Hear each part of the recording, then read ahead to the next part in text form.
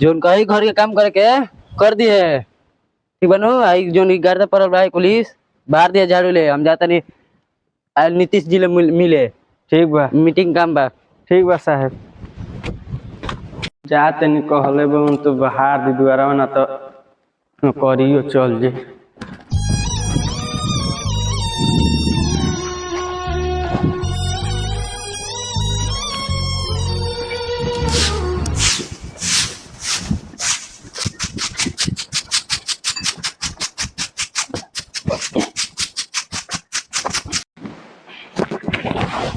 सारा वक्त काम करत करत थका देता। जाते तन मुंह हाथ धो के खा बोले ढेर काम कोई नहीं। ए जी गोबर फेंक दे हम। तोरा की जय कहो। ए उठा ले रे देवा, उठा ले रे। जाते फेंके देवे।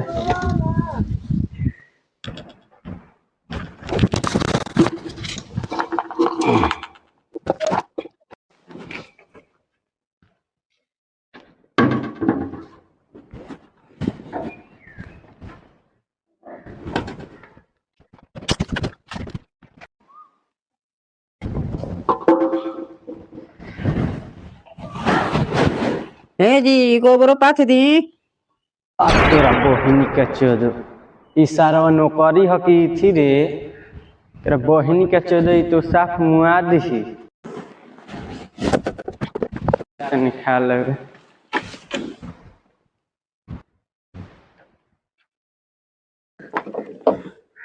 बराम कली खा लेनी जान।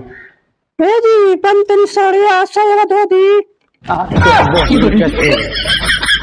इशारा साया सारी फेंके इशारा भेटी होम गार्ड में नौकरी ना।